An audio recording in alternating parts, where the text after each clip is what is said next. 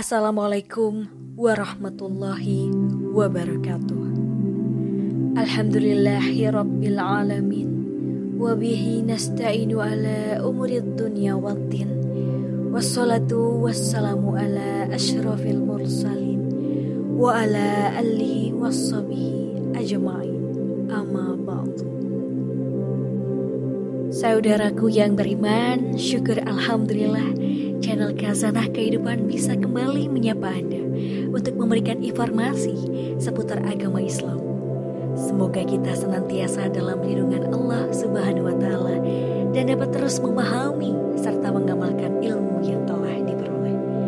Karena sebaik-baik manusia adalah yang paling bermanfaat bagi manusia. Hadis riwayat Ahmad At-Tabrani Ad-Darqutni. Mari bersama-sama menjadi manusia yang bermanfaat dengan memberikan kami dukungan berupa subscribe, like, komen, dan share. Serta jangan lupa juga untuk mengaktifkan lonceng supaya tetap selalu update dengan konten yang akan kami berikan. Saudaraku yang beriman, selama ini kita mungkin berpendapat orang yang meninggal itu tidak akan merasakan sakit lagi ketika jasadnya dimandikan. Padahal di saat itulah si mayit sedang menjerit kesakitan.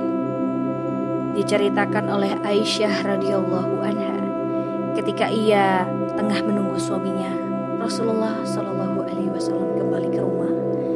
Ia mengucapkan salam dan kemudian berdiri untuk menyambut sang Nabi kecintaan Allah tersebut. Duduklah di tempatmu, tidak usah berdiri wahai Ummul Mukminin. Begitu ucap Rasulullah Shallallahu Alaihi Wasallam. Rasulullah kemudian pun turun, duduk bersama Aisyah dan kemudian meletakkan kepalanya di pangkuan istrinya tersebut. Aisyah lantas mencari uban pada jenggot Rasulullah dan menemukan 19 helai rambut yang sudah memutih. Aisyah kemudian berpikir dalam hatinya, sesungguhnya Baginda akan meninggalkan dunia ini sebelum aku, sehingga tetaplah satu umat yang ditinggalkan oleh nabinya. Maka ia pun menangis sehingga mengalir air matanya jatuh menitis pada wajah Baginda Rasulullah. Rasulullah pun sadar terkena air mata istrinya.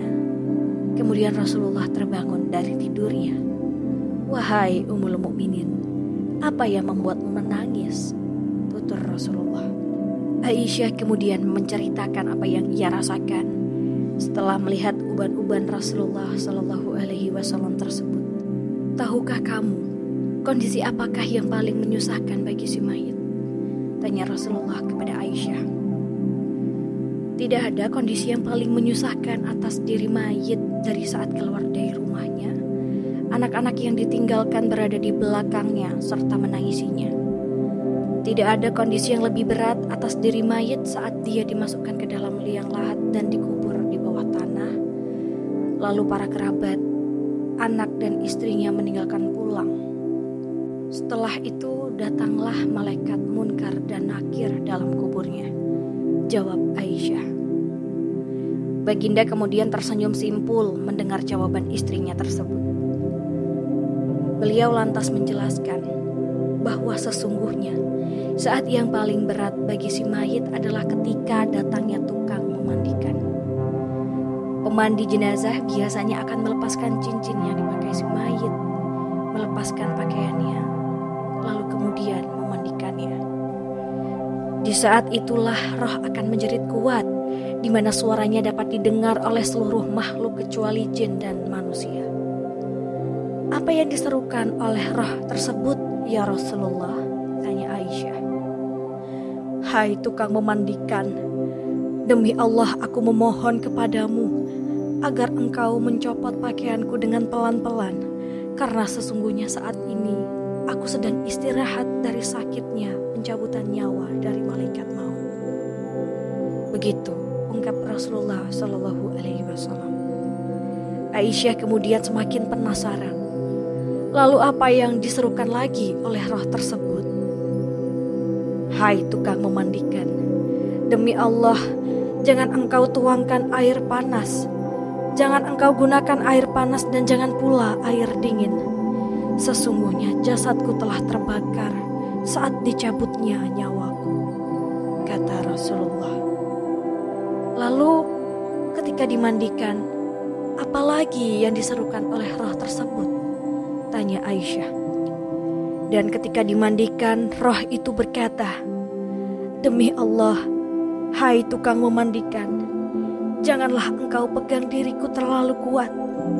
Sesungguhnya jasadku masih terluka karena keluarnya nyawa dari tubuhku ini." Tutur Rasulullah Shallallahu Alaihi Wasallam. Saudaraku yang dirahmati Allah, begitulah gambaran betapa sakitnya si mayit ketika sedang proses dimandikan.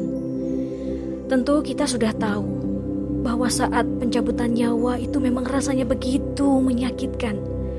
Bahkan Rasulullah Shallallahu Alaihi Wasallam pun merasakan hal yang sama dan bekasnya pun masih terasa hingga saat dimandikan.